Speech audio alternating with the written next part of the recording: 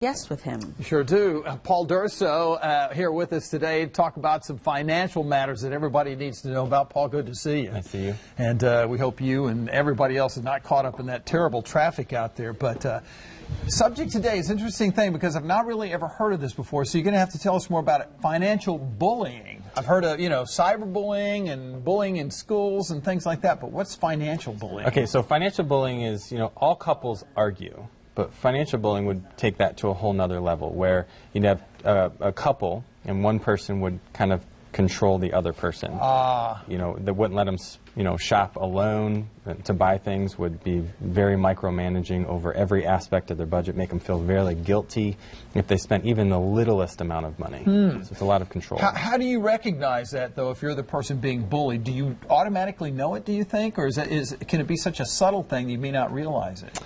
I guess it really depends on the person that's bullying.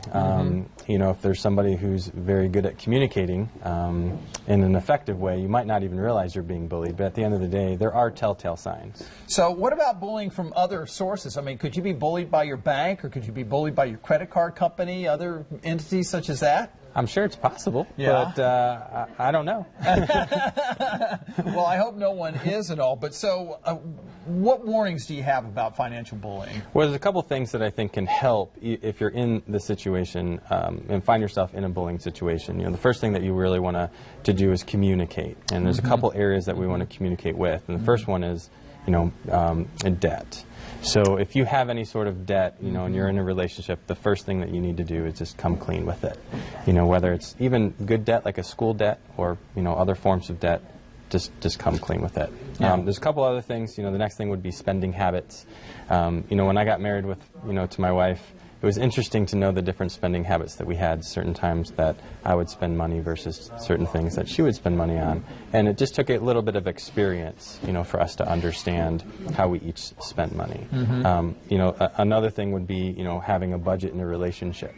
I think this would really help, in a bullying relationship, to have a budget, some guidelines, an open form of communication on, we're going to stay within here, can I have this amount of money to spend, and just having a dialogue, one way or the other.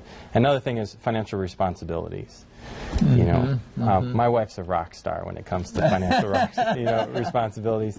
When we got married, she just took the reins right away on paying the bills, and she's very detailed, and she's so good at being responsible financially. So, she does that. I do other things like taxes and things, but we have a good relationship in that regard. All right. It's good. I think you hit on the key word there, communication, and probably good to see a financial expert like Paul Durso with Durso Capital Management, because it is. I've always heard that financial difficulties can be one of the greatest causes of problems within a relationship. Paul, thank you so much.